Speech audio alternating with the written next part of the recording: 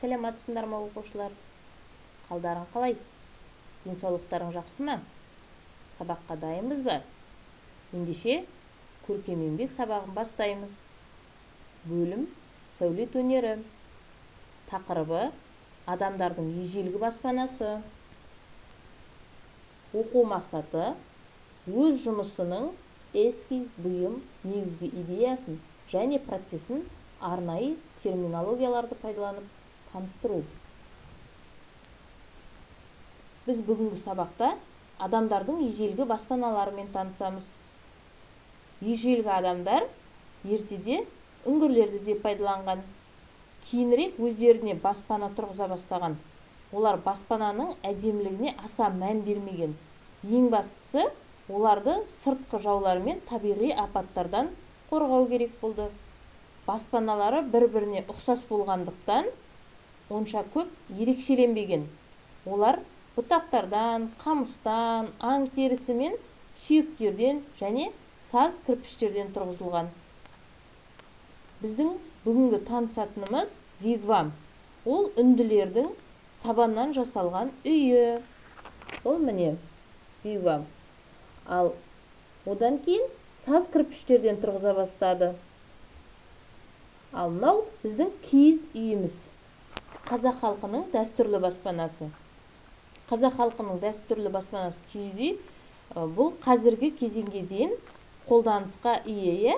Олар әлі сый құрметін жоғалтқан жоқ. Киіз үйдің құрылысы қарапайым. Ол кереге, уық, шаңырақтан тұрады. Олар қайың талдан жасалады. Алдымен ағаштарды өңдеуден өткізеді. Киіз үйді тіккен соң, оның керегесін тоқылған ши ұсталады. Киіз үйдің сыртына киіз жабылады. Киіз үй қазақ халқының көшіп қонуына өте ыңғайлы болған. Қазақ халқы мал шаруашылығымен айналысқан. Көшіп қонып жүрген. Жазда жайлауға, қыста қыстауға, көктемде көктеуге, күзде күзеуге. Осыған киіз үй жиналмалы, өздерімен бірге алып жүруге өте ыңғайлы баспана болған. Сондықтан ұлттық жәдігерлеріміздің бірі болып табылады. Киіз үй құру дәстүрі тамырын тереңге жайған. Киіз үйдің есігін шығысқа қаратып құрады. Себебі халқымыз киіз үйдің алғашқы қонағы күн болуы тиіс деп санаған. Шығысқа қарап тұрған үйге күннің сәулесі таң атқанда ең бірінші киіз үйге түседі екен. Сондықтан да жақсы ниетке балап шығысқа қаратып қойған екен киіз үйдің есігін. Ал бүгінгі сабағымызда ежелгі баспана түрін жасаймыз. Оның ішінде ежелгі үнділердің үйін жасаймыз. Мінекей. Ол үшін бізге ұзындығы бірдей 5 ұзын таяқша керек. Өлшемі 20 сантиметрдей болу керек. Және де осы ұзын 5 таяқшамыздың басын біріктіру үшін ермек саз немесе резеңке қажет болады. Одан кейін көлемі 25 сантиметрдей, өлшемі 25-ке 25 сантиметрдей мата қиындысы керек. Оны суреттегідей етіп бүктеп қиямыз.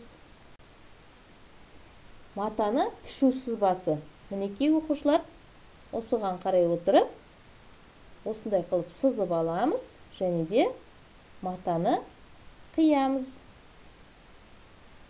Содан кейін қиып алған матамыздың етегіне әдемілеп, өзімізге ұнайтындай етіп, әшекейлейміз. Ою-өрнек салуымызға болады. Содан кейін қиып алғаннан кейін ою-өрнегімізді салып болған соң, жаңағы ұзын таяқшаларымыздың сыртын қоршай ораймыз. Содан кейін мінекей баспана үлгісі дайын оқушылар. Бұл сендердің қолдарыңнан келеді. Бүгінгі сабақ ұнады ма оқушылар? Жарайсыңдар. Ендеше осымен сабақ аяқталды. Сау болыңдар балалар.